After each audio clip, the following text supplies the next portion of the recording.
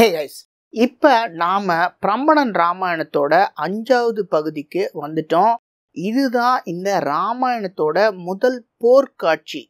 இங்கே 2 பேர் அடிபட்டு மயங்கி கிடக்குறாங்க. அவங்கள ஒரு பாம்பால் சுற்றி கட்டி வச்சிருக்காங்க.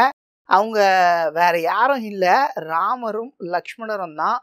இது வரைக்கும் நீங்கள் அவங்கள இந்த மாதிரியான ஒரு நிலமையில பார்த்துருக்கவே மாட்டீங்க. எப்பவுமே நீங்கள் அவங்கள கம்பீரமாகவும் ஜெயிச்சுக்கிட்டு அடுத்தவங்கள தோக்கடிக்கிற மாதிரி தான் பார்த்துருப்பீங்க. ஆனால் இங்கே அவங்க ஒரு வீரனான ராவணனை எதிர்த்து சண்டை போடுறாங்க. இப்படி ஒரு பரிதாபமான நிலைமைக்கு ராமரும் லக்ஷ்மணரும் எப்படி ஆளானாங்க பாருங்களேன். இந்த சிற்பம் ரொம்ப மோசமாக செதஞ்சு போயிருக்கு. ஆனால் சவுத் ஈஸ்ட் ஏஷியாவில் இருக்கிற கோவில்களில் இது ஒரு பாப்புலரான காட்சி தான். இன்னொரு கோவிலை செதுக்கி இருக்கிற இதே சீனை இப்போ நான் உங்களுக்கு காட்டுறேன். அதை வச்சு நாம் எல்லா டீட்டெயில்ஸையும் பார்க்கலாம். இங்கே ராமர் தரையில் மயங்கி விழுந்து கிடக்கிறத பார்க்கலாம். அவருடைய கண்கள் மூடி இருக்கு. ஆனால் கவனமாக பாருங்களேன், அவருக்கு பின்னால் இன்னொரு முகம் தெரியுது. அது லக்ஷ்மணன். அவரும் எப்படி ஒரு நினைவு தப்புன நிலைக்கு போகிற மாதிரி அடிச்சிருக்காங்க பாருங்க. ஏன்னா அவங்க நாகபாசம் அப்படின்ற ஒரு ஆயுதத்தால் அடிக்கப்பட்டிருக்காங்க. அது தனக்குள்ள இருந்து பாம்பு மாதிரியான ஆயுதத்தை வெளியில கொண்டு வரும். ராமரையும் லக்ஷ்மணரையும் அந்த பாம்பு கயிறு மாதிரி சுத்திக்கிட்டு இருக்கிறத நீங்க பார்க்கலாம். ஆனா ராமரும் லக்ஷ்மணரும் திருப்பி ஏன் சண்டை போடலை? ஏன்னா அவங்களோட எதிரி ஒரு மாயாவி. அவன் கண்ணுக்கு தெரியாம மேகங்களுக்கு நடுவுல ஒளிஞ்சிக்கிட்டு இருக்கான். உங்களால் அவனை பார்க்க முடியுதா? இங்கே இந்த லெஃப்ட் சைட் மூலையில் ஒரு உருவம் மேகத்துல இருந்து ஒளிஞ்சிக்கிட்டு அம்பு விட்டுக்கிட்டு இருக்கு பாருங்க. அவரோட பேரே மேகநாதன் தான், அதாவது இந்திரஜித். இவன் ராவணனுடைய மகன். இதில் ரொம்ப சுவாரஸ்யமாக மேகங்கள்லேருந்து தண்ணி வர்றதை கூட உங்களால் பார்க்க முடியும். ஸோ பழங்கால ஸ்தபதிகளுக்கு மேகங்களில் இருந்து தான் தண்ணி ரிலீஸ் ஆகுது அப்படின்ற விஷயம் தெரிஞ்சிருக்கணும். இந்த அழகான சிற்பமும் 1000 வருஷங்களுக்கு மேலே பழமையானது. இது தாய்லாண்டில் இருக்கிற ஃபீமாய் அப்படின்ற கோவிலில் இருக்கு. ராமரும் லக்ஷ்மணரும் கீழே விழுந்ததுக்கு அப்புறம் வானரப்படைக்கு என்ன ஆச்சு அப்படின்றத இந்த சிற்பம் அற்புதமாக காட்டியிருக்கு. இந்த வானரங்கள் எல்லாம் கையை நெஞ்சில் வச்சுக்கிட்டு ரொம்ப சோகமாக இருக்கிறத நீங்கள் பார்க்கலாம். ஒரு வானரம் அவங்க 2 பேரையும் காப்பாற்றணும் அப்படின்னு கடவுள்கிட்ட வேண்டிக்கிட்டு இருக்கு. இன்னொரு வானரம் தன்னோட கண்ணுல இருந்து வழிகிற தண்ணியை தொடச்சிக்கிட்டு இருக்கு.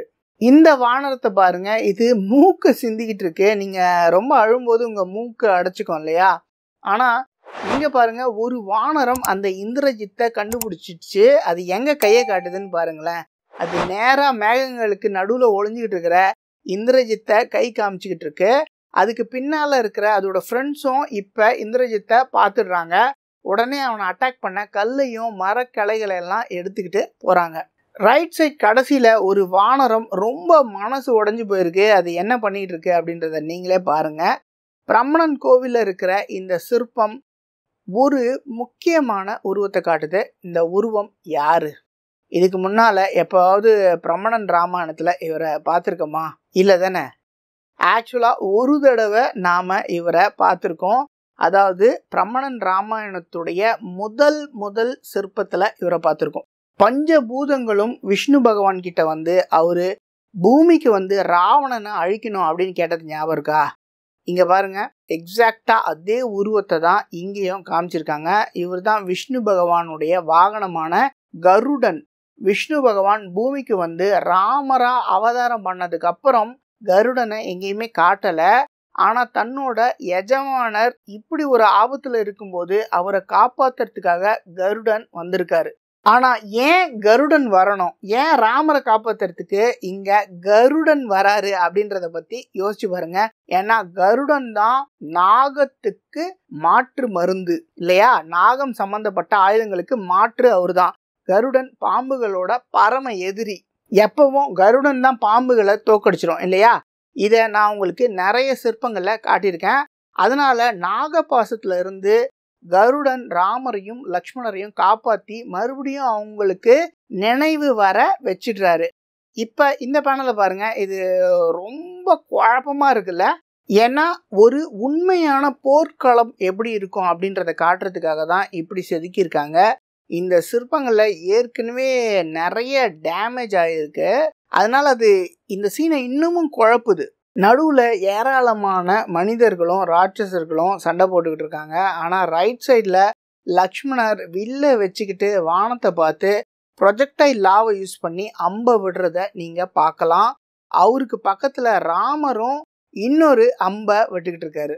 அவர் பக்கத்தில் ஒரு ஸ்பாட்டர் இருக்கிறத பாருங்க. அவர் கண்ணில் எதையோ ஒரு ஸ்கோப் மாதிரி வச்சுக்கிட்டு எதிரியோட சரியான லொக்கேஷனை ராமருக்கு சொல்லிக்கிட்டு இருக்காரு. இங்கே அந்த எதிரி யாரு? ராவணனே தான். ரைட் சைட் கடைசியில் அவரை காமிச்சிருக்காங்க. ராவணன் எது மேலே உட்காந்துக்கிட்டு இருக்கான்னு பாருங்க. அவங்க ஒரு சின்ன ராட்சசன் மேலே உட்காந்துக்கிட்டு இருக்கான். அந்த ராட்சசன் ஒரு நாய் மாதிரி 4 காலில் நின்றுக்கிட்டு இருக்கான்.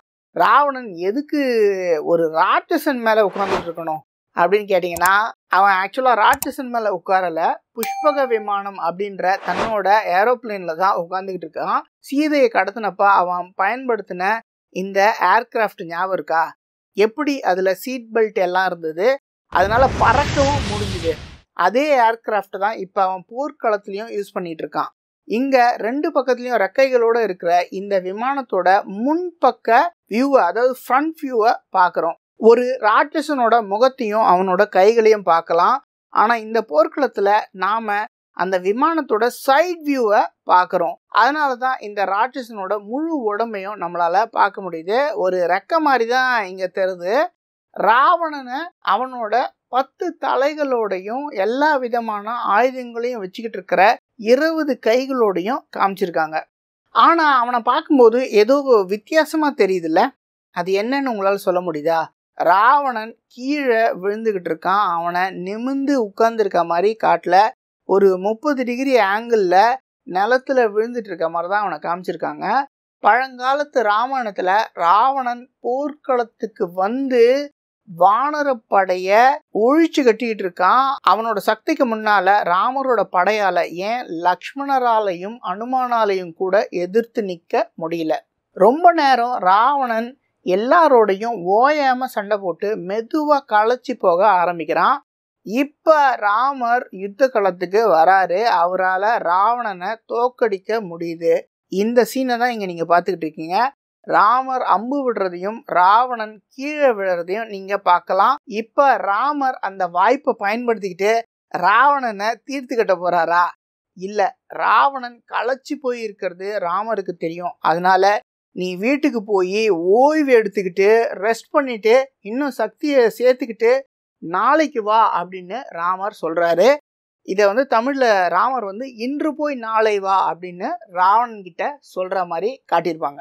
தன்னோட மனைவியை கடத்தின ஒருத்தன் மேல கூட கருணை காட்டுற மனசு ராமரோடது. இது அவருடைய பெருந்தன்மையை காட்டுது.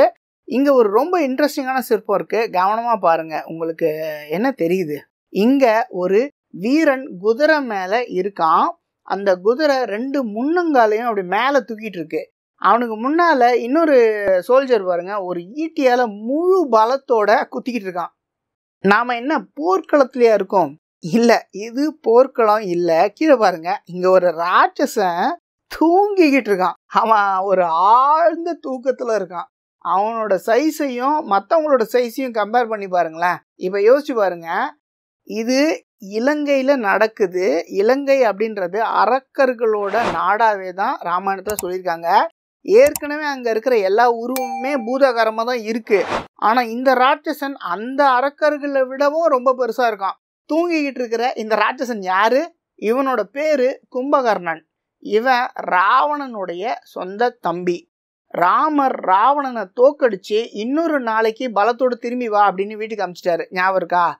ராமர் ரொம்ப பலசாலி, அவரை கும்பகர்ணனால மட்டும்தான் ஜெயிக்க முடியும் அப்படின்னு ராவணனுக்கு இப்பதான் புரியுது. ஆனா கும்பகர்ணனுக்கு ஒரு வினோதமான மெடிக்கல் கண்டிஷன் இருக்கு. வருஷத்துல 6 மாசம் அவன் கரடி மாதிரி தூங்குவான். அவன் தூங்கும்போது யாராலையும் அவனை எழுப்ப முடியாது. ஆனா இது ஒரு எமர்ஜென்சி சிச்சுவேஷன் அப்படின்றதுனால ராவணன் தூங்கிக்கிட்டு இருக்கிற கும்பகர்ணனை எழுப்புறதுக்கு தன்னோட படைகளையே அனுப்புறான். இந்தால பாருங்க, இவன் ஒரு உளிய வச்சு அந்த ராட்சசன் மேல சுத்தியால அடிச்சுக்கிட்டு இருக்க மாதிரி குத்திக்கிட்டு இருக்கான் பாருங்க. கும்பகர்ணனோட கையில அந்த வெட்டு காயத்தை கூட நீங்க பார்க்கலாம். அவனுக்கு பக்கத்துல ஒரு ஆளு ஒரு சங்க நேரா அவனோட காதுக்குள்ளேயே போய் ஊதிக்கிட்டு இருக்கான் பாருங்க. யாருக்காவது இப்படி பண்ணீங்கன்னா அவங்க எப்படி துள்ளி குதிச்சு ஏந்துப்பாங்க அப்படின்னு கற்பனை பண்ணி பாருங்களேன். ஆனா கும்பகர்ணன் இன்னமும் நல்லா தூங்கிட்டு இருக்கான். அவனுக்கு பக்கத்துல ஒரு ஆளு ஒரு கத்திய ஓங்கிட்டு இருக்கான். அவன் நிஜமாவே கும்பகர்ணனை எழுப்புறதுக்காக அவனை குத்த போறான். கீழே ஒருத்தன் சிரிச்சுக்கிட்டே கும்பகர்ணனோட முடிய பிடிச்சி இழுக்கிறான். அவன் நினைச்சா எது வேணும்னாலும் இப்ப பண்ணலாம் அப்படின்னு தெரியும். ஏன்னா என்னதான் பண்ணாலும் கும்பகர்ணன் முழிக்க போறது இல்லை. அவனுக்கு பின்னால ஒரு யானை இருக்கு. 2 பேர் அந்த யானையை கண்ட்ரோல் பண்ணிக்கிட்டு இருக்காங்க பாருங்க. யானையை வச்சு இப்ப அவங்க என்ன பண்ண போறாங்க? எப்படி இந்த ஆளு பலமா சிரிச்சுக்கிட்டே யானைய பின்னால இருந்து தள்ளுறான்னு பாருங்க. அதோட வால் எப்படி உள்ள சொருகிட்டு இருக்குன்னு பாருங்க. அவங்க அந்த யானைய கும்பகர்ணனோட உடம்பு மேல நடக்க விட போறாங்க. ஒரு வழக்கமான மனுஷனுக்கு யானை மிதிச்சதுன்னா உடனடியா சாவுதான். ஆனா கும்பகர்ணனுக்கு அது ஒரு கொசுக்கடி மாதிரி தான் இருக்க போது. அந்த பக்கத்துல ஒரு குதிரை வீரன் குதிரைய கும்பகர்ணன் மேல நடக்க விடுறான். இன்னொரு வீரன் கும்பகர்ணனை ஒரு ஈட்டியால வயிற்றுலயே குத்துறான். ஸோ இப்ப கும்பகர்ணன் முழிச்சுக்க போறானா இல்லையா? கதைப்படி அவன் மேல 1000 யானைகளை நடக்க விட்டதும் கடைசியா ஒரு வழியா கும்பகர்ணன் முழிச்சுக்கிறான். ராமரையும் அவரோட வானர படையும் எதிர்த்து சண்டை போட கிளம்புறான். அடுத்த சிற்பத்துல நாம கும்பகர்ணனை போர்க்களத்துல பார்க்கலாம். அவனை எவ்வளவு வானரங்கள் ஒன்று சேர்ந்து தாக்கிக்கிட்டு இருக்குன்னு பாருங்க. இங்க ஒரு வானரம் அவன் நெஞ்ச பிடிச்சி அவன் உடம்புல கடிக்க ட்ரை பண்ணுது. அதுக்கு அடுத்ததா இன்னொரு வானரம் அவனோட கையை கடிக்குது. எப்படி இந்த ராட்சசன் கையை நீட்டிக்கிட்டு இருக்கான், அந்த வானரம் அவன் கையை கடிச்சிக்கிட்டு இருக்குன்னு பாருங்க. மேல இன்னொரு வானரம் அவனோட தோல் பட்டைக்கு மேல குதிக்க ட்ரை பண்ணுது. இங்க சிற்பம் கொஞ்சம் செதஞ்சு போயிடுச்சு. ஆனா கவனமா பாத்தீங்கன்னா அவன் தலைய இன்னொரு வானரம் கடிச்சுக்கிட்டு இருக்கிறதையும் நீங்க பார்க்கலாம். அவன் தலைமுடிய அது மென்னுக்கிட்டு இருக்குன்னு நினைக்கிறேன். ஏன்னா அவனுக்கு சுருள் சுருளா அடர்த்தியான முடி இருக்கு. ஆனா இந்த வானரம் அவனோட தலையை கடிக்கிறதுக்கு ரொம்ப கஷ்டப்பட்டு முயற்சி பண்ணிக்கிட்டு இருக்கு. அதுக்கு பின்னாடி இன்னொன்னு அவனோட இடது கையை பிடிச்சி இழுத்து அவனோட தோல் பட்டையில தன்னோட பல்ல பதிச்சுக்கிட்டு இருக்கு. இந்த வானரத்தை கும்பகர்ணன் ஏற்கனவே ஒழிச்சு கட்டிட்டான். அது மேலேயே உட்காந்துக்கிட்டு இருக்கான். அந்த வானரம் பாவம் மடங்கி போய் உருவமே இல்லாம நசுங்கி போயிடுச்சு பாருங்க. அவன் கையில இன்னொரு வானரத்தை வேற பிடிச்சிக்கிட்டு இருக்கான். அதுவும் இந்நேரம் அநேகமா பரலோகத்துக்கு தான் போயிருக்கும் போல இருக்கு. இன்னொரு குரங்கு அவன் மேல பாய தயாரா இருக்கு. ஆனா இந்த வானரங்களால எல்லாம் கும்பகர்ணனை கொன்னுட முடியுமா என்ன? கும்பகர்ணன் ஒரு ராட்சசன். உலகம் முழுக்க இருக்கிற பழங்கால நூல்கள்ல குறிப்பிட்டிருக்கிற நெஃபிலிம் அப்படின்ற வார்த்தைக்கு அவன் ரொம்ப பொருத்தமா இருக்கான். ஒரே சமயத்துல கும்பகர்ணனோட நிறைய பேர் சண்டை போடுறாங்க. இந்த பக்கத்துலயும் அவனோட ஒரு பெரிய கும்பலே சண்டை போட்டுக்கிட்டு இருக்கு பாருங்க. இது ராமர் அந்த ராட்சசன் மேல அம்புகளை விட்டுக்கிட்டு இருக்காரு. லக்ஷ்மணரும் அம்பு விடுறத நீங்க பார்க்கலாம். சுக்ரீவன் இங்க ஒரு பெரிய குத்துவாலை பிடிச்சிக்கிட்டு இருக்கான். ராமருக்கும் லக்ஷ்மணருக்கும் நடுவுல இங்க இன்னொரு உருவம் இருக்கு பாருங்க. யாரு இந்த அழகான ஆளு? எதிரிய பாக்குறத விட்டுட்டு ராமரை ரசிச்சு பார்த்துக்கிட்டு இருக்க மாதிரி அவனை ரொம்ப வித்தியாசமா காமிச்சிருக்காங்க பாருங்க. யார் அவரு? இப்ப இங்க ரொம்ப இன்ட்ரெஸ்டிங்கான ஒரு விஷயம் இருக்கு. அவனுக்கு பின்னால ஒரு முனிவர் நின்றுகிட்டு அந்த ராட்சசனை எப்படி தோக்கடிக்கிறது அப்படின்றதுக்கு வழி சொல்லிட்டு இருக்காரு. இந்த முனிவர் யாரு? இது ரொம்ப சுவாரஸ்யமா இருக்குல்ல. ஏன்னா அவரை தலையில நிறைய முடியோட காட்டியிருக்காங்க. அவருக்கு நீளமா தாடியும் இருக்கு. அவரு ஒரு திரிசூலத்தை பிடிச்சிக்கிட்டு இருக்க மாதிரியும் காட்டியிருக்காங்க. இது எல்லாமே அகத்தியரை தான் குறிக்கும். இந்த கோவில்ல ஒரு பெரிய அகத்தியர் ஸ்டாச்சுவை நாம பார்க்க முடியும். பிரமணன் கோவில்ல பெரிய ஸ்டாச்சுல அகத்தியரை இப்படிதான் காட்டியிருக்காங்க. ஆனா ஒரிஜினல் ராமாயணத்தை பொறுத்த வரைக்கும் அகத்தியர் இந்த இடத்துல வர்றதை பத்தி குறிப்பிடவே இல்லை. அப்படின்னா இந்த முனிவர் யாரு? சுத்தமா ஷேவ் பண்ண முகத்தோட பார்க்க நல்லா கிளீன் ஷேவனா இருக்கிற இந்த ஆளும் யாரு? ஒரிஜினல் ராமாயணம் படி ராமருக்கும் கும்பகர்ணனுக்கும் சண்டை நடக்கும்போது ஒரு கும்பல் சேர்ந்து ராமரோட வெற்றியை சந்தோஷமா கொண்டாடுது. ராமாயணத்துல குறிப்பா முனிவர்களும் வானத்திலிருந்து வர்ற தேவர்களும் ராமர் கும்பகர்ணனை தோக்கடிச்ச உடனே கை தட்டி ஆரவாரம் பண்ணாங்க அப்படின்னு எழுதியிருக்காங்க. இதைத்தான் ஸ்தபதி இங்க காமிச்சிருக்காரு. அவரு ராமரோட அம்பு உனக்கு தேவைதான் அப்படின்னு சந்தோஷமா ஒரு விரல அந்த ராட்சசனை பார்த்து காட்டிட்டு இருக்க மாதிரி அந்த முனிவரை செதுக்கியிருக்காரு. ராமரை ரசிச்சு அட்மையர் பண்ற மாதிரி வானத்துல இருக்கிற ஒரு அழகான தேவனையும் இந்த சிற்பி செதுக்கியிருக்காரு. எப்படி எல்லா வீரர்களும் எதிரி மேலேயே கவனமா இருக்காங்க அப்படின்றத பாருங்க. எல்லாரும் கும்பகர்ணன் மேலதான் கவனமா இருக்காங்க. ஆனா இந்த ஆளு ராமரோட திறமையை பார்த்து அப்படியே அசந்து போய் நிக்கிறான். நாம இங்க கும்பகர்ணனோட உயிர் இல்லாத உடம்ப பாக்குறோம். அவனோட சொந்தக்காரங்க எல்லாம் அதை பார்த்து ரொம்ப துக்கப்பட்டு நிக்கிறாங்க. அப்படிதானே? ஆனா இல்ல, இந்த சிற்பம் இந்த இடத்துல இருந்திருக்கவே கூடாது.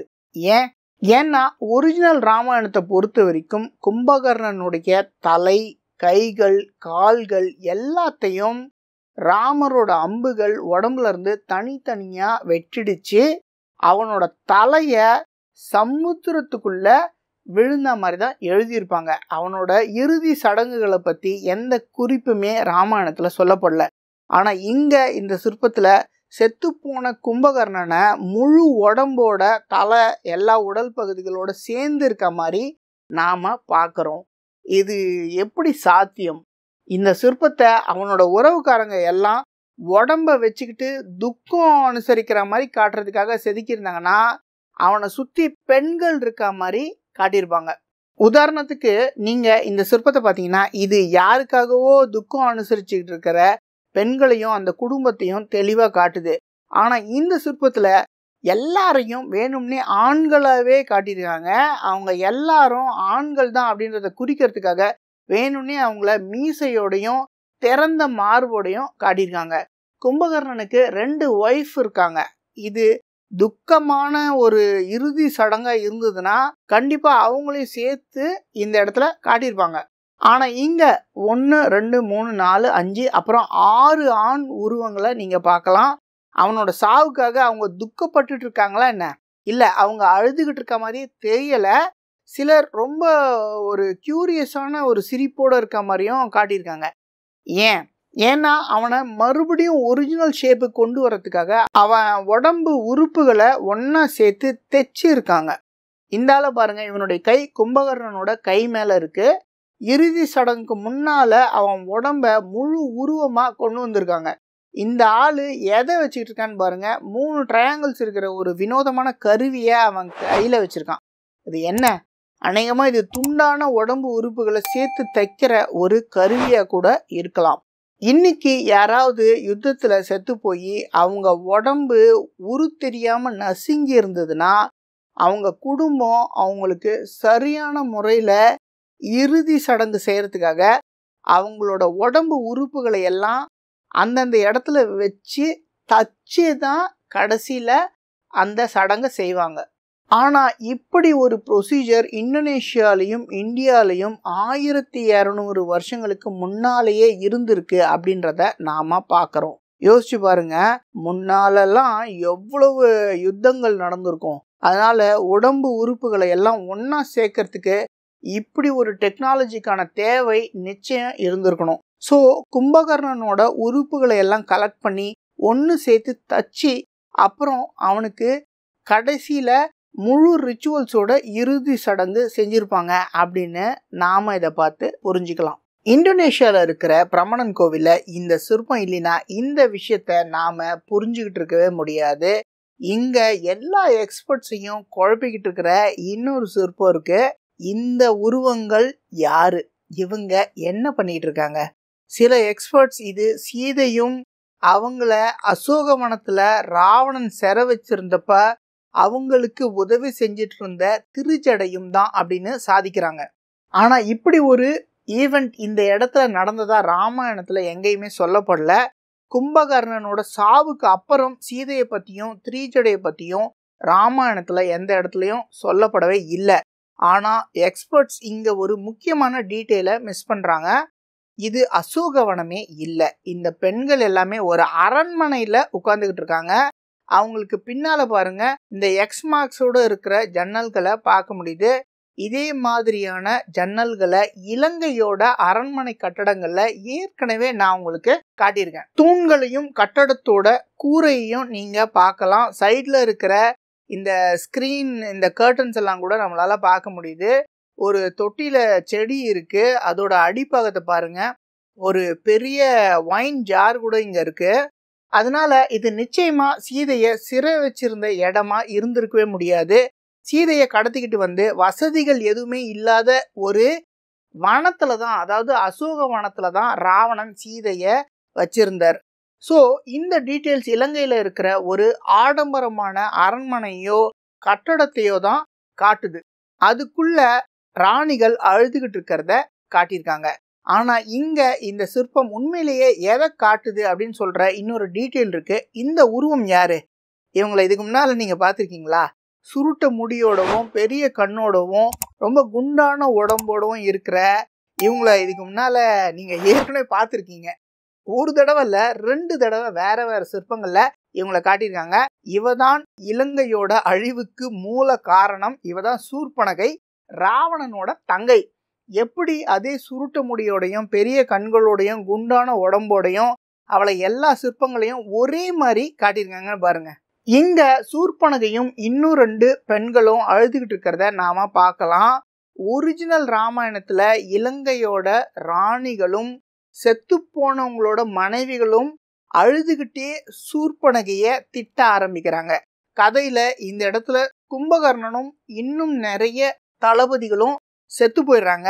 இலங்கை வாசிகள் எல்லாருமே நாம ஜெயிப்போம் அப்படின்ற நம்பிக்கையை இழந்துடுறாங்க. தோத்து போக போறோம் அப்படின்னு அவங்களுக்கு நல்லாவே தெரிஞ்சிடுது. அதனால பொண்ணுங்கள்லாம் ஒன்னா சேர்ந்து எப்படி இந்த அழிவு ஆரம்பிச்சுது அப்படின்னு கூடி பேசுறாங்க. சூர்பனகை எப்படி இந்த பிரச்சனையை ஆரம்பிச்சா அப்படின்னு எல்லாரும் அவளை கை காட்டுறாங்க. எப்படி அவ ராமரை பார்த்து மயங்கினா, அப்புறம் எப்படி அவளோட அண்ணன் கிட்ட, அதாவது ராவணன் கிட்ட போய் அழுதா, எப்படி ராவணன் அதனால ஆத்திரப்பட்டு ராமரோட மனைவியை தூக்கிட்டு வந்தான். சூர்பனகை இந்த மாதிரி செயலினா இன்னைக்கு இந்த பெண்களோட கணவர்கள் எல்லாமே உயிரோட இருந்திருப்பாங்க அப்படின்னு அவளை பழிக்கிறாங்க. ராமாயணத்துல கரெக்டா கும்பகர்ணனோட சாவுக்கும் ராவணனோட சாவுக்கும் இடையில தான் இந்த விஷயம் எழுதப்பட்டிருக்கு. சோ இலங்கையில இருந்த ராணிகளும் ராட்சசர்களோட மனைவிகளும் சூர்பனகையை திட்டுற மாதிரி காட்டியிருக்காங்க. சூர்பனகை அவமானத்துல புழுங்கிக்கிட்டு அழுதுகிட்டு இருக்க மாதிரியும் காட்டியிருக்காங்க. ஆனா இப்ப இலங்கையில இருக்கிற மற்ற பெண்களோட நிலைமை என்ன ஆகும்? அவங்களோட கணவர்களாவது உயிரோட இருப்பாங்களா? இதோட பதில் இந்த சிற்பத்துல ஏற்கனவே செதுக்கப்பட்டிருக்கு. எப்படின்னு சொல்ல முடியுமா? இங்க பாருங்க, இந்த பெரிய பெருச்சாளி கெட்ட சகுனமா மறுபடியும் இங்க வந்துடுச்சு பாருங்க. இந்த தடவை அவன் அப்படியே தாவி குதிக்க தயாரா நின்றுகிட்டு இருக்கான். இந்த பெண்களை பார்த்து அவன் எப்படி உருமுறான் அப்படின்றத பாருங்க. ஏராளமான சாவுகளும் அழிவும் சீக்கிரமே நடக்க போகுது. இதுக்கு முன்னால 2 தடவை இதே பெருச்சாலிய உங்ககிட்ட நான் காட்டியிருக்கேன், ஞாபகம் இருக்கா? முதல் தடவை ராமரோட அப்பா செத்து போனப்ப இந்த பெருச்சாளி வந்தது. அவரோட பிணத்துக்கு கீழே உட்கார்ந்துக்கிட்டு மயானத்துல செதறி கிடக்கிற சதையெல்லாம் சாப்பிட்டுக்கிட்டு இருந்தது.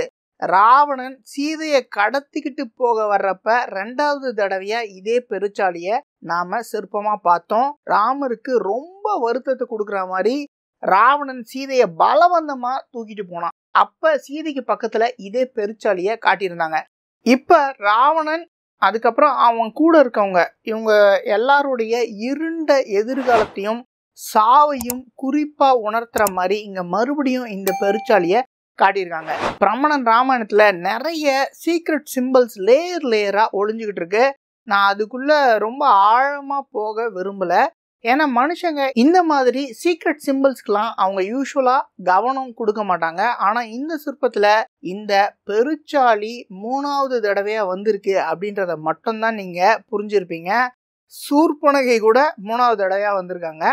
ஏன் இந்த மாதிரி காட்டியிருக்காங்க அப்படின்னும், இதை தவிர இன்னும் வேற எதையாவது 3வது தடவையா இங்க காட்டியிருக்காங்களா அப்படின்னும் நீங்க கேள்வி கேட்டுக்கிறது ரொம்ப இன்ட்ரெஸ்டிங்கா இருக்கும்.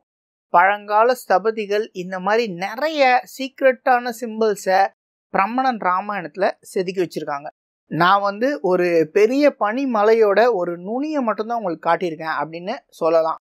ஆனா இந்த சிற்பம் இன்னொரு முக்கியமான கேள்வியையும் எழுப்புது. ராட்சசர்களோட மனைவிகள் எல்லாம் பார்க்கறதுக்கு ஏன் ராட்சசி மாதிரியே இல்ல, இன்னைக்கு இருக்கிற அழகான சூப்பர் மாடல்ஸ் மாதிரி ஏன் தெரியுறாங்க? இத பத்தி நாம இன்னொரு சிற்பத்துல டிஸ்கஸ் பண்ணலாம். இங்க ஒரு உருவம் கீழே படுத்துக்கிட்டு இருக்கிறத நீங்க பார்க்கலாம். அவனை சுத்தி கும்பலா பொண்ணுங்க நின்னுகிட்டு அழுதுகிட்டு இருக்காங்க பாருங்க. அவன் யாரு? அவன் வேற யாரும் இல்லைங்க, ராமனோட எதிரி லங்கேஸ்வரனான ராவணன் தான். இவன் ராவணன் தான் அப்படின்னு நமக்கு எப்படி தெரியும்னு கேட்டீங்கன்னா, இங்க பாருங்க, இந்த சிற்பத்துல 5 தலைகள் தெரியுது, மீதி 5ம் பின்னால இருக்கும் அப்படின்னு நாம அசியூம் பண்ணிக்கலாம். அவனோட நிறைய கைகளையும் நம்மளால பார்க்க முடியுது. அதனால இது நிச்சயமா ராவணன் தான் அப்படின்னு நமக்கு தெரியும். ஏன் திடீர்னு ராவணனோட சாவை காட்டிட்டாங்க? இந்த சீனுக்கு முன்னால ராமரும் ராவணனும் சண்டை போடுற மாதிரி 1-2 சிற்பங்களாவது இருந்திருக்கணும். ஆனா இந்த சிற்பங்கள் எல்லாமே அழிஞ்சு போயிடுச்சு. கடைசியா இருக்கிற சில சிற்பங்கள்ல இருந்து பெரும்பாலான கல் எல்லாமே கடுமையா சேதமா இருக்கிறத நம்மளால தெளிவா தெரிஞ்சுக்க முடியுது. அதனால ராவணனுக்கும் ராமருக்கும் இடையில நடந்த இறுதி போர காட்டுற சிற்பங்களை எல்லாம் நாம இழந்துட்டோம். ராவணனோட காலடியில அவனோட மனைவி இலங்கையோட ராணி, அதாவது மண்டோதரி, கண்ணீரோட இருக்கிறத நீங்க பார்க்கலாம். இவங்க ராவணனோட ஒய்ஃப் தான் அப்படின்னு நமக்கு எப்படி தெரியும்? ஏன்னா அவங்க கழுத்துல தாலிய கழட்டிக்கிட்டு இருக்காங்க பாருங்க. எப்படி வெஸ்டர்ன் வேர்ல்ட்ல வெட்டிங் ரிங் போடுறாங்களோ அப்படிதான் ஹிந்துஸும் தாலி கட்டுவாங்க. கல்யாணம் ஆகும்போது ஒரு ஹிந்து பொண்ணு அவளோட கணவன் தன் கையால கட்டுற ஒரு தாலிய கழுத்துல வாங்கிப்பாங்க. அவங்களோட புருஷன் உயிரோட இருக்கிற வரைக்கும் அவங்க கழுத்துல இருந்து அந்த தாலிய கழட்டவே மாட்டாங்க. இங்க இவங்க தாலிய கழட்டி தன்னோட புருஷனோட காலடியில வைக்கிறத நம்மளால பார்க்க முடியுது. பக்கத்துல இன்னொரு பொண்ணு இருக்காங்க. அவங்க முகம் செதஞ்சு போயிருக்கு. ஒருவேளை அவங்க ராணியோட தோழியாவோ இல்ல ராவணனோட இன்னொரு ஒய்ஃபாவோ கூட இருக்கலாம். ராவணனுக்கு நிறைய மனைவிகள் இருந்தாங்க. இங்க அவங்க எல்லாரும் அவனோட சாவுக்காக துக்கப்பட்டு இருக்கிறத நாம பார்க்க முடியுது. ஒரு பொண்ணு அவரோட கைய தொட்டு தடவிக்கிட்டு இருக்காங்க. இன்னொருத்தி தன்னோட கைய ராவணனோட நெஞ்சில வச்சுக்கிட்டு இருக்க மாதிரி காட்டியிருக்காங்க. கடைசியில இருக்கிற இந்த பொண்ணு அநேகமா அவனோட தலையில கைய வச்சிட்டு இருக்க மாதிரி தான் இருக்கு. ராவணனை அவனோட ஒய்ஃப்ஸ்லாம் எந்த அளவுக்கு நேசிச்சாங்க அப்படின்றதான் இந்த சிற்பம் காட்டுது. இந்த ராட்சசனோட மனைவிகள் எல்லாமே பாக்குறதுக்கு ராட்சசிகள் மாதிரியே இல்ல அப்படின்றத கவனிச்சிங்களா? நிறைய சிற்பங்கள்ல பெண் ராட்சசிகளை காட்டியிருக்காங்க. ஆனா ராவணனோட மனைவிகள் பாத்தீங்கன்னா எப்படி சூப்பர் மாடல்ஸ் மாதிரி இருக்காங்க அப்படின்னு நீங்க பார்க்கலாம். இதுக்கு முந்தின சிற்பத்திலையும் இதை தான் நாம பார்த்தோம். அதனால நீங்க அதையும் ஏற்கனவே கவனிச்சிருப்பீங்க. முந்தின எபிசோட்ஸ்ல நீங்க பாத்தீங்கன்னாலும் வானரங்களோட குரூப்ஸ்ல கூட இதே விஷயத்த நீங்க கவனிச்சிருப்பீங்க. வானரங்கள் எல்லாமே மனித குரங்கு மாதிரியும் குரங்குக மாதிரியும் தான் காட்டியிருக்காங்க. இந்த வானரங்களோட ராஜாவான சுக்ரீவன் கூட பாத்தீங்கன்னா தட்டையான மூக்கோடவும் ஒரு மாதிரி நீளமான பல்லோடவும் ஒரு மனுஷ குரங்கு மாதிரி தான் காட்டியிருக்காங்க. ஆனா சுக்ரீவனோட ஒய்ஃபை பாருங்க, பாக்குறதுக்கு ஒரு குரங்கு மாதிரியே இல்ல. அவனோட மனைவி மனுஷங்க மாதிரி ரொம்ப அழகான ஒரு பொண்ணா தெரியுறா. அரண்மனையில இருக்கிற மற்ற ராயல் விமனையும் பாத்தீங்கன்னா அவங்க எல்லாருமே மனுஷங்க மாதிரி தான் காட்டியிருக்காங்க.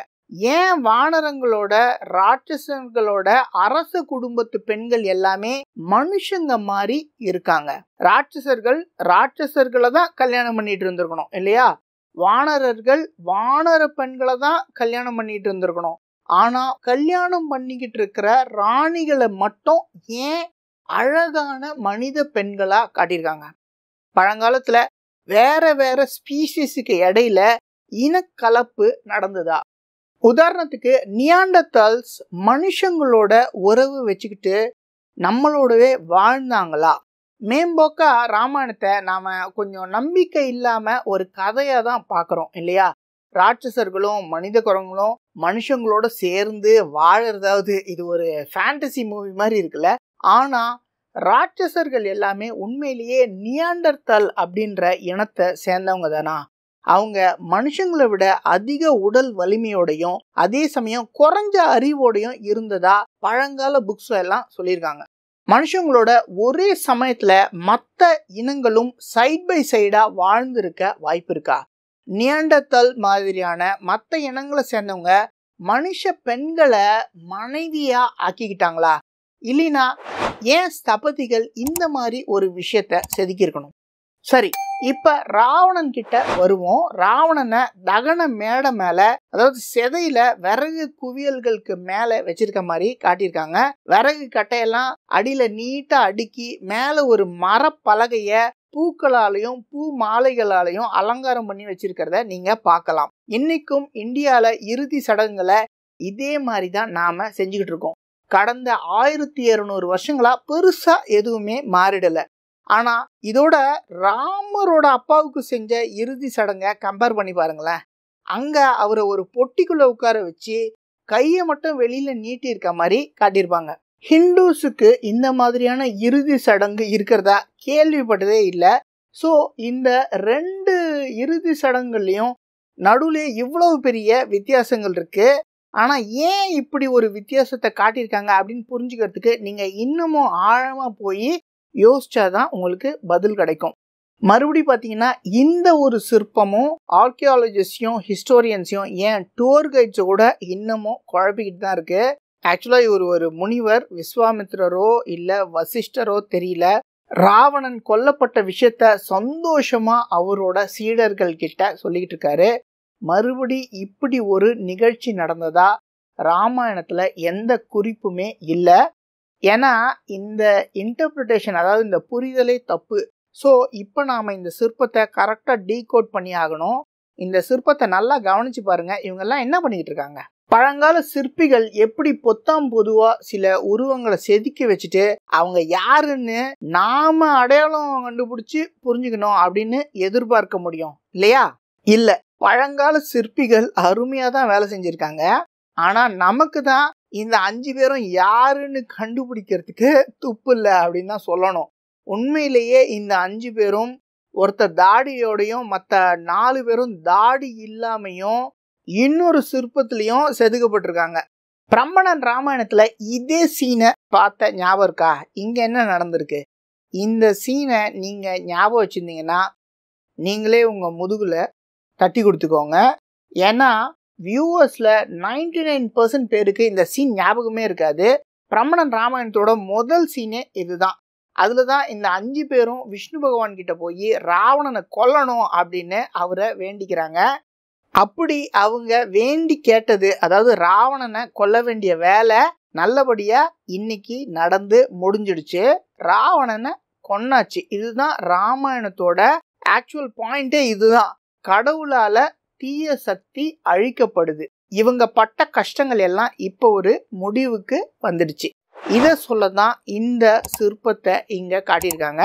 நீங்க 2 சிற்பங்களையும் கம்பேர் பண்ணி பார்த்தீங்கன்னா இவங்க அதே ஆளுங்க தான். தாடியோடு ஒருத்தரும் சுத்தமா ஷேவ் பண்ண 4 பேரும் இருக்காங்க அப்படின்றத நீங்க புரிஞ்சுப்பீங்க. பிரம்மணன் ராமாயணத்தை பத்தி எழுதப்பட்ட எக்கச்சக்கமான புஸ்தகங்களும் ஆராய்ச்சி பண்ணப்பட்ட ரிசர்ச் பேப்பர்ஸும் இருக்கு. ஆனா அதுல எதுவுமே இந்த டீட்டெயிலை சரியா டீகோட் பண்ணல. ஸோ நாம இப்போ ஒரு அமேசிங்கான வேலையை தான் செஞ்சுக்கிட்டு இருக்கோம்.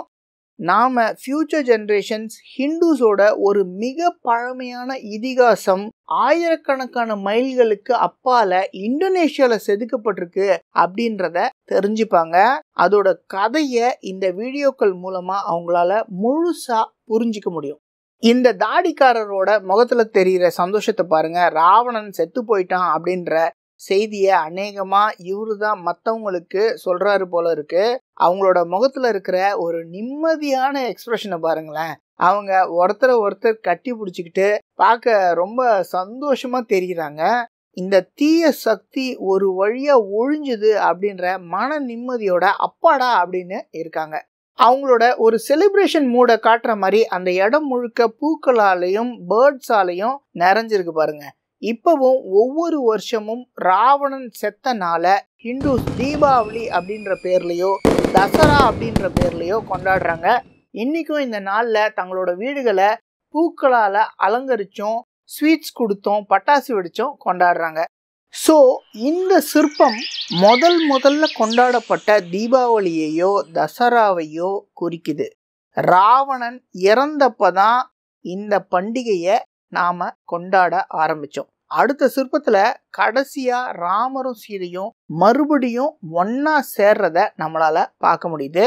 இது சீதை, ஆனா ராமரோட முகம் ரொம்ப மோசமா செதஞ்சு போயிருக்கு. இப்ப நம்ம போட்டோஷாப் மூலமா இதை மறுபடியும் ரீக்ரியேட் பண்ணி பார்க்கலாம். ராமரும் சீதையும் ஒன்னா பார்க்கறதுக்கு ஒரிஜினலா இப்படிதான் இருந்திருப்பாங்க. அவங்க முகங்கள்லயும் பாடி லாங்குவேஜ்லயும் அவங்களுக்குள்ள இருக்கிற நெருக்கத்தை நம்மளால பார்க்க முடியுது. இவ்வளவு நீண்ட காலமா ஒருத்தர் பிரிஞ்சு இருந்திருக்காங்க. அதனால அவங்கள ஒரு தனி ரூம்ல வச்சிருக்காங்க. அவங்களுக்கு முன்னாடி விதவிதமான உணவுகளை பரப்பி வச்சிருக்கிறத நீங்க பார்க்கலாம். அவங்களுக்கு பின்னாடி ஃபர்னிச்சர் இருக்கு. பக்கத்துல ஆடம்பரமான அரண்மனை கட்டடங்களை நீங்க பார்க்கலாம். அடுத்த ரூம்ல தன்னோட அண்ணா அண்ணிய ஒன்னா பாக்குற சந்தோஷத்தோட லக்ஷ்மணர் இருக்கிறதையும் நீங்க பார்க்கலாம். அவருக்கு எதிரில் 99% ஆக்யூரசியோட சொல்லணும்னா இது வானர ராஜாவான சுக்ரீவனா தான் இருக்கணும். இந்த சிற்பம் பார்க்கறதுக்கு இப்படிதான் இருந்திருக்கும். இந்த சிற்பங்கள் எல்லாம் இவ்வளவு செதஞ்சு போயிருக்கிற விஷயம் ரொம்ப வருத்தமானது தான். ஆனா நாம மாடர்ன் டெக்னாலஜியோட உதவியோட அட்லீஸ்ட் இதை ஓரளவுக்காவது ரீக்ரியேட் பண்ண முடியுது அப்படின்றது கொஞ்சம் ஆறுதலான விஷயம். அவருக்கு பின்னால தாடியோட 2 முனிவர்களை நாம பார்க்கிறோம். ராவணன் வந்ததுக்கு அப்புறம் அவங்க இங்க காட்டப்படவே இல்லை. ஏன்னா ராவணன் முனிவர்களுக்கும் அவங்களோட சடங்குகளுக்கும் எதிரானவனா இருந்தான். ஸோ இப்ப மறுபடியும் முனிவர்களும் சாமியார்களும் வர ஆரம்பிச்சிடுறாங்க. ராமரையும் சீதையும் ஒன்னா பார்த்ததுல அவங்களுக்கு ரொம்ப சந்தோஷம். லெஃப்ட் சைட்ல ராமரையும் சீதையும் கூட்டிட்டு போறதுக்கு தயாரா ஒரு ஆளு குதிரைய ரெடி பண்ணிட்டு இருக்கான். அவங்க எங்க போறாங்க? வேற எங்க? இந்தியால இருக்கிற தங்களோட சொந்த நாடான அயோத்திக்கு தான் அவங்க திரும்பி போகணும் இல்லையா? ஆமா, காட்டுக்கு வந்து 14 வருஷம் ஓடியே போச்சு. தங்களோட ராஜ்யத்துக்கு திரும்பி போய் ராஜா ராணியா முடி சூட்டிக்கிறதுக்கு இதுதான் சரியான நேரம். கடைசியா இன்னொரு பிரச்சனையும் தீர்ந்துடுச்சு அப்படின்றத நாம பார்க்கலாம். ராமரும் சீதையும் அவங்களோட சொந்த நாட்டுக்கு ராஜா ராணியா இப்ப முடி சூட்டிக்கிட்டு இருக்கிறத நாம பார்க்கலாம். ராமர் தன்னோட கால்களை குறுக்கா வச்சுக்கிட்டு ஒரு வினோதமான பொசிஷன்ல உட்கார்ந்து இருக்கிறதையும் பார்க்கலாம். ஒருவேளை இப்படிதான் பழங்காலத்து ராஜாக்கள் எல்லாம் முடிசூட்டு விழா நடக்கும்போது உட்கார்ந்தாங்களோ என்னவோ. ராமரை காட்டுக்கு அனுப்புனதுக்கு அப்புறம் அவரோட தம்பி பரதனுக்கு முடிசூட்டினப்பவும் அவரும் அப்படிதான் உட்கார்ந்துருந்தாரு. முடிசூட்டுற சடங்கு நடக்கும்போது ஒரு பெல்ட் கட்டியிருக்கிறத பாருங்க. எப்படி அதே பெல்ட்டால ராமரோட கால்களையும் உடம்பையும் சுத்திருக்காங்கன்னு பாருங்க.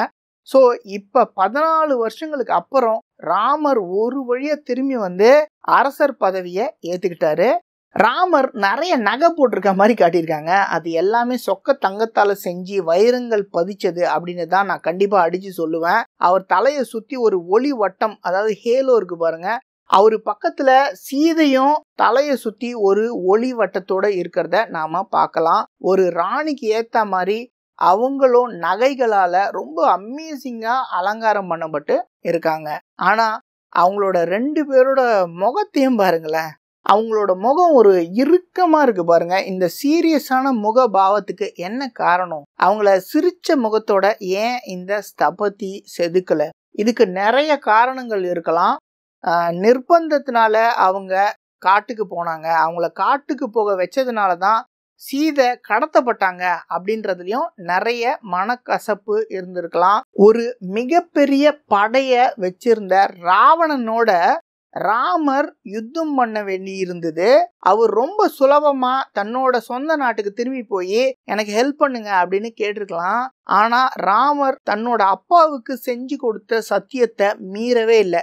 இப்படி எவ்வளவோ விஷயங்கள் இருந்துக்கலாம். இவ்வளவு கஷ்டத்துக்கு அப்புறம் இந்த மணி மகுடம், இந்த ராஜாங்கெல்லாம் நமக்கு தேவைதானா அப்படின்னு கூட அவங்க நினைக்கலாம். ஆனா ராஜா ராணிக்கு பின்னால சாமரம் வீசிக்கிட்டு இருக்கிற இந்த அசிஸ்டன்ஸை பாருங்க. அவங்களும் சிரிக்கவே இல்லை அப்படின்றத கவனிச்சிங்களா? பரதனுக்கு நடந்த இதே சடங்குகளோட நாம இதை கம்பேர் பண்ணி பார்க்கலாம். பரதனும் சிரிக்கவே இல்லை அப்படின்றத கவனிங்க. இப்ப நடக்கிற இந்த சார்லஸ் 3 மன்னருக்கு நடத்தப்பட்ட மாதிரியான இந்த முடிசூட்டு விழாக்கள்ல பாத்தீங்கன்னா அவங்களும் அவங்க முகத்தை உம்முன்னு வச்சு சீரியஸா தான் இருப்பாங்க. அங்க சிரிக்கிறதுக்கு அலோவ் பண்ண மாட்டாங்க அப்படின்னு நினைக்கிறேன். எல்லாரோட பார்வையும் உங்க மேல இருக்கும் அப்படின்றதுனால நீங்க சிரிக்காம சீரியஸான எக்ஸ்பிரஷனோட இருக்கணும் அப்படின்னு அவங்களுக்கு ட்ரைனிங் கொடுத்துருப்பாங்க அப்படின்னு நான் நினைக்கிறேன். பக்கத்துல நீங்க இந்த 2 உருவங்களை பார்க்கலாம். அதுல ஒண்ணு ராமரோட நிழல் மாதிரியே அவர் கூடவே எல்லா இடத்துக்கும் போன அவரோட தம்பி லக்ஷ்மணர், அவரு சிரிச்சுக்கிட்டு இருக்காரு. இன்னொருத்தர் பரதன் தன்னோட கைய நெஞ்சு மேல வச்சுக்கிட்டு இருக்க மாதிரி காட்டியிருக்காங்க. இதுக்கு நடுவுல பார்க்க கொஞ்சம் பயங்கரமான ஒரு உருவம் தெரியுதுல்ல, அவன் அப்படி சத்தமா சிரிச்சிட்டு இருக்க மாதிரியும் காட்டியிருக்காங்க. ஆனா பார்க்கறதுக்கு கொஞ்சம் பயங்கரமா தான் இருக்கான். இதுதான் ராவணனுடைய தம்பியான விபீஷணன். இலங்கையோட புது ராஜா இவர்தான். ராமரோட பட்டாபிஷேகத்தை பார்க்கறதுக்காக இலங்கையில இருந்து இந்தியாவுக்கு வந்திருக்காரு. முழு பிரம்மணன் ராமாயணத்திலையும் விபீஷணனோட சிற்பம் இங்க மட்டும்தான் காட்டப்பட்டிருக்கு அப்படின்னு நினைக்கிறேன். விபீஷணனும் ஒரு ராட்சசன் தான். அவன் ராவணனோட தம்பி. அதனால மனுஷங்களை விட பார்க்கறதுக்கு கொஞ்சம் பயங்கரமா தான் தெரிவான். ஒருவேளை அவன் நியாண்டத்தலா இருந்திருப்பானோ. ராமர், சீதை, சுத்தி இருக்கிறவங்க இவங்க எல்லாருமே சீரியஸான எக்ஸ்பிரஷனோட இருந்தாலும் இந்த பறவைகள் ஒரு கொண்டாட்டமான மூடுக்கு வந்து இருக்கிறத நாம தெளிவா பார்க்கலாம். லெஃப்ட் சைட்ல ஒரு ஜோடி பறவைகள் ராமரையும் சீதையும் குறிக்கிற மாதிரி காதல் வசப்பட்டு இருக்கிறத நாம பார்க்கலாம். ரைட் சைட்ல ஒரு அரண்மனை இருக்கு. அது ஒரு மாதிரி ஒரு கர்வ்டு சீலிங்கோட இருக்கிற ஒரு ஆடம்பரமான 2 ஃப்ளோர் பில்டிங் மாதிரி காட்டியிருக்காங்க. அதோட ஜன்னலை பாருங்களேன், சின்ன சின்ன ஸ்கொயர்ஸும் அதுக்கு நடுவுல ஒரு எக்ஸ் சிம்பிளும் இருக்கு பாருங்க. ஆக்சுவலா இதுக்கு பேரு ஜாலி அப்படின்னு நாம சொல்லுவோம். இந்தியால இப்பயும் நாம இந்த ஜாலி விண்டோஸ் எல்லாம் நம்ம யூஸ் பண்ணிட்டு தான் இருக்கோம். இது பார்க்கவும் நல்லா இருக்கும், காத்தோட்டமாகவும் வீட்டுக்குள்ள சன்லைட் வர விடுற மாதிரியும் இருக்கும். அரண்மனையோட மேல் பகுதியில 4 பறவைகள் இருக்கு பாருங்க. ஆனா இங்க ஒரு சீக்ரெட்டான ஒரு டீட்டெயில் இருக்கு. ரைட் சைட்ல இருக்கிற பெரிய பறவை லெஃப்ட் சைட்ல இருக்கிற சின்ன பறவைக்கு ஃபீட் பண்ணிட்டு இருக்கு பாருங்க. எஸ், அந்த தாய் பறவை தன்னோட குஞ்சுக்கு சாப்பாடு ஊட்டிக்கிட்டு இருக்கு. அதுக்கு பக்கத்திலேயே நாம அப்பா பறவையும் பார்க்கலாம். ஆமா, இந்த பறவை தான் அப்பா பறவை. இது எல்லாத்தையும் விட பெருசா இருக்கு. தன்னோட சின்ன பறவைய, அதாவது அதோட குட்டியை அது கண்காணிச்சுக்கிட்டே இருக்கு. இங்க இன்னொரு குஞ்சு பறவையும் கூரை மேல தத்தி தத்தி நடந்துகிட்டு இருக்கு பாருங்க. இது ஒரு சிம்பிள். இது எதுக்கான அடையாளம் தெரியுதா? எஸ், சீதை சீக்கிரமாவே அம்மாவாக போறாங்க. ராமருக்கும் சீதைக்கும் குழந்தைகள் பிறக்க போகுது. ஸோ பாருங்க, இப்ப எல்லாமே நல்லபடியா முடிஞ்சிடுச்சு. கடைசியில தீய சக்தி எல்லாம் அழிஞ்சு நல்லதெல்லாம் தழைச்சிடுச்சு. இனிமேல் உலகம் அமைதியா வழக்கம் போல இயங்க முடியும். இந்த உலகத்துல இருக்கிற உயிரினங்கள் எல்லாமே அமைதியா நிம்மதியோட வாழ முடியும். ராமர் வெற்றிகரமா அவரோட மனைவி சீதையை கண்டுபிடிச்சி அவங்களோட மறுபடியும் ஒன்னா சேர்ந்துட்டாரு. ராமருக்கு அவரோட ராஜ்யமும் திரும்ப கிடைச்சிடுச்சு. அயோத்தியோட ராஜாவாவும் முடிசூட்டப்பட்டாரு. இந்தியாவுடைய முதல் இதிகாசமான ராமாயணத்தோட அருமையான முடிவு இதுதான். ஆனா இந்தோனேஷியால இருக்கிற பிரம்மணன் கோவிலை செதுக்கி இருக்கிற ராமாயணம் இந்த கதைக்கே புதுசா ஒரு ஃப்ளேவரையே கொடுத்துருக்கு அப்படின்னு தான் சொல்லணும். விதவிதமான மிருகங்கள், அவங்களுக்கு தோணின பழங்கால டெக்னாலஜி, அவங்களோட சொந்த கற்பனையில வந்த காமெடி, அதுக்குன்னே தனிப்பட்ட கதை திருப்பங்கள், இது எல்லாத்தையும் ரொம்ப அருமையா செதுக்கியிருக்காங்க.